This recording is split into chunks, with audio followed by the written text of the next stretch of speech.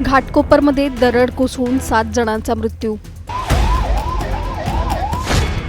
मुंबईत 249 दरड प्रवण जागा, 46 अति धोकादायक. मग जीव गेल्यावरच प्रशासन जागं का होतं? दरवर्षी पावसाळा येतो, दरवर्षी इशारे दिले जातात, धोकादायक जागांची यादी जाहीर होते, पण तरीही दरवर्षी काही घरं उद्ध्वस्त होतात, काही कुटुंब उद्ध्वस्त होतात आणि काही जीव कायमचे निघून जातात. मग प्रश्न असा की प्रशासन नेमकं जागं कधी होणार? धोका माहिती असतो, धोकादायक जागांची नोंदही असते, नोटीसाही बजावल्या जातात, पण कारवाई मात्र जीव गेल्यानंतरच का सुरू होते? एखादी दुर्घटना घडते, यंत्रणा धावते, मदतीची घोषणा होते, चौकशीचे आदेश दिले जातात आणि काही दिवसांनी सगळं पुन्हा शांत होतं, पण धोका मात्र तिथेच असतो. मग पुढच्या पावसाळ्याची वाट पाहिली जाते का? प्रशासनाला जाग येण्यासाठी नेमके आणखी किती जीव जावे लागणार? मुंबईत अशी किती ठिकाणं आहेत जिथे नागरिक रोज मृत्यूच्या सावटाखाली जगतायत? धोका आहे माहीत असूनही कायमस्वरूपी उपाययोजना का केल्या जात नाहीत? आणि सर्वात महत्त्वाचं म्हणजे दुर्घटना घडल्यानंतर जबाबदारी निश्चित होते का, की प्रत्येक वेळी ती फक्त नैसर्गिक आपत्ती म्हणून बाजूला सारली जाते? मुंबईतील धोकादायक डोंगराळ भागाचं वास्तव, प्रशासनाच्या उपाययोजनांवर उपस्थित होणारे गंभीर प्रश्न या व्हिडिओतून आपण जाणून घेऊया. त्यासाठी हा व्हिडिओ शेवटपर्यंत पहा आणि टाइम्स नाऊ मराठीला लाईक, फॉलो आणि सबस्क्राईब करा. आजची तारीख 12 ऑगस्ट 2026. घाटकोपर पूर्वेकडील अशोकनगर गौसिया चाळ परिसर. मुसळधार पावसामुळे डोंगराचा भाग 3-4 घरांवर कोसळला. सुरुवातीला ही बातमी छोटी वाटली, पण जसजसा ढिगारा उपसला गेला तसतसा मृतांचा आकडा वाढतच गेला. पण खरी भीती इथेच संपत नाही, कारण अजूनही काही जण त्या ढिगाऱ्याखाली अडकलेले असू शकतात, असं स्थानिक प्रशासनाचं म्हणणं आहे. घटनेची माहिती मिळताच अग्निशमन दल, NDRFची टीम आणि पोलीस घटनास्थळी दाखल झाले. 6-7 तास अथक मेहनत घेतल्यानंतर 7 मृतदेह बाहेर काढण्यात आले. अल्ट्रा सेन्सर मशीन आणि ड्रोनच्या मदतीने ढिगाऱ्याखाली अडकलेल्यांचा शोध सुरू आहे. पण इथे एक प्रश्न उभा राहतो की ही पहिलीच वेळ आहे का? नाही. आणि याचं उत्तर ऐकलं की तुम्हाला धक्काच बसेल. मुंबई महानगरपालिकेच्या पाहणीनुसार मुंबईत तब्बल 249 दरड प्रवण क्षेत्र आहेत. यातली 74 ठिकाणं धोकादायक आणि 46 ठिकाणं अतिधोकादायक श्रेणीत मोडतात. यातली सर्वाधिक ठिकाणं आहेत पूर्व उपनगरात. भांडूप, विक्रोळी, कांजूरमार्ग, घाटकोपर, कुर्ला, साकीनाका, चेंबूर ही सगळी नावं आपण वारंवार बातम्यात ऐकतो, कारणही तेच आहे.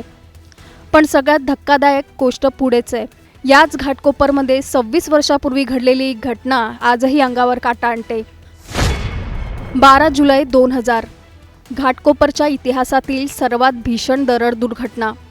मुसळधार पावसात डोंगराचा मोठा भाग झोपडपट्टीवर कोसळला आणि तब्बल 78 जणांचा जागीच मृत्यू झाला. त्यात 27 पुरुष, 15 महिला आणि तब्बल 15 लहान मुलं होती. 7 जण गंभीर जखमी झाले. आणि आजही 26 वर्षानंतर त्याच घाटकोपरमध्ये त्याच पद्धतीने त्याच पावसात दरड कोसळते. म्हणजे इतिहास फक्त पुस्तकात राहिला नाही आहे, तो पुन्हा पुन्हा घडतोय. पण मग प्रशासन काय करत होतं इतकी वर्ष? खरं तर दरवर्षी पावसाळ्यापूर्वी BMC धोकादायक भागातील रहिवाशांना फक्त एक नोटीस पाठवते आणि आपलं काम संपलं असं समजते. प्रत्यक्षात संरक्षक भिंती बांधणं, सॉईल टेस्टिंग करणं, कायमस्वरूपी पुनर्वसन करणं हे कधीच गांभीर्याने होत नाही. पण मग प्रश्न असा येतो की प्रशासन जाणून बुजून डोळेझाक करतंय का? याचं उत्तर आहे राजकारण, पैसा आणि जबाबदारी झटकण्याची वृत्ती. पहिलं कारण पैसा. हजारो कोटींचा खर्च टाळून महापालिका रस्ते, उड्डाणपूल यासारख्या दिसणाऱ्या प्रकल्पांना प्राधान्य देते. दुसरं कारण विविध सरकारी विभागांमध्ये समन्वयाचा अभाव. वन विभाग, म्हाडा, BMC. दुर्घटना झाली की प्रत्येकजण ही जागा आमच्या अखत्यारीत येत नाही म्हणून जबाबदारी झटकतो. आणि तिसरं सगळ्यात मोठं कारण मतपेढीचं राजकारण. डोंगरावरच्या वस्त्या या अनेक नेत्यांच्या हक्काच्या मतपेढ्या आहेत. त्यामुळे तिथल्या अनधिकृत बांधकामांवर कारवाई होतच नाही आणि सगळ्यात दुर्दैवी गोष्ट म्हणजे आजपर्यंत एकाही अधिकाऱ्यावर याची जबाबदारी निश्चित झालेली नाही। दरड कोसळून लोक मरण पावले की प्रशासन त्याला सरळ नैसर्गिक आपत्ती म्हणून मोकळं होतं। ना कोणावर गुन्हा दाखल होतो ना कुणाला शिक्षा। कायद्याची भीतीच नसल्यामुळे हा हलगर्जीपणा वर्षानुवर्ष सुरूच आहे। पण मग यावर उपाय आहे तरी काय, की मुंबईकरांनी फक्त पावसाळ्यात जीव मुठीत धरून जगायचं? तज्ज्ञांच्या मते यावर उपाय आहेत, पण ते फक्त कागदावर राहतात। मायक्रो मॅपिंग आणि अर्ली वॉर्निंग सिस्टीम बसवणं, डोंगरावरचं पाणी सुरक्षितपणे वाहून नेण्यासाठी पक्के नाले बांधणं, सॉइल नेलिंग आणि जिओ ग्रिड तंत्रज्ञान वापरून डोंगर स्थिर करणं आणि सगळ्यात महत्त्वाचं अति धोकादायक भागातील रहिवाशांचं ठोस पुनर्वसन करणं। पण हे सगळं तेव्हाच शक्य आहे जेव्हा प्रशासन ही फक्त नैसर्गिक आपत्ती न मानता स्वतःची चूक मान्य करेल। 2000 साली 78 जणांचा बळी गेला, आज पुन्हा तेच घडलं।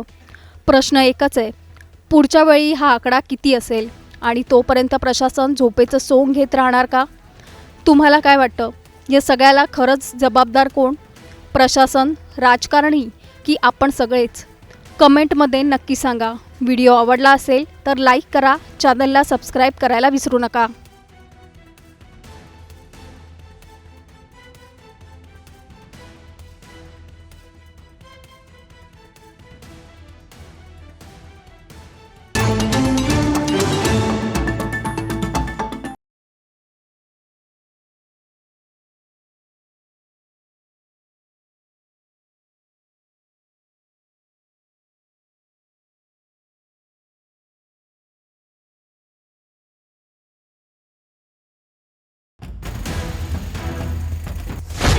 घाटकोपरमध्ये दरड कोसळून 7 जणांचा मृत्यू। मुंबईत 249 दरड प्रवण जागा, 46 अति धोकादायक। मग जीव गेल्यावरच प्रशासन जागं का होतं? दरवर्षी पावसाळा येतो, दरवर्षी इशारे दिले जातात, धोकादायक जागांची यादी जाहीर होते, पण तरीही दरवर्षी काही घरं उद्ध्वस्त होतात, काही कुटुंब उद्ध्वस्त होतात आणि काही जीव कायमचे निघून जातात। मग प्रश्न असा की प्रशासन नेमकं जागं कधी होणार?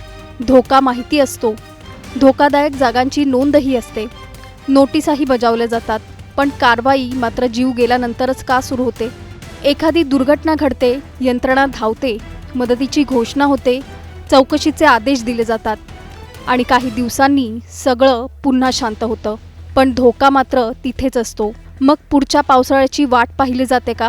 प्रशासनाला जाग येण्यासाठी नेमके आणखी किती जीव जावे लागणार? मुंबईत अशी किती ठिकाणं आहेत जिथे नागरिक रोज मृत्यूच्या सावटाखाली जगतायत? धोका आहे माहीत असूनही कायमस्वरूपी उपाययोजना का केल्या जात नाहीत? आणि सर्वात महत्त्वाचं म्हणजे दुर्घटना घडल्यानंतर जबाबदारी निश्चित होते का, की प्रत्येक वेळी ती फक्त नैसर्गिक आपत्ती म्हणून बाजूला सारली जाते? मुंबईतील धोकादायक डोंगराळ भागाचं वास्तव, प्रशासनाच्या उपाययोजनांवर उपस्थित होणारे गंभीर प्रश्न या व्हिडिओतून आपण जाणून घेऊया। त्यासाठी हा व्हिडिओ शेवटपर्यंत पहा आणि टाइम्स नाऊ मराठीला लाईक, फॉलो आणि सबस्क्राईब करा।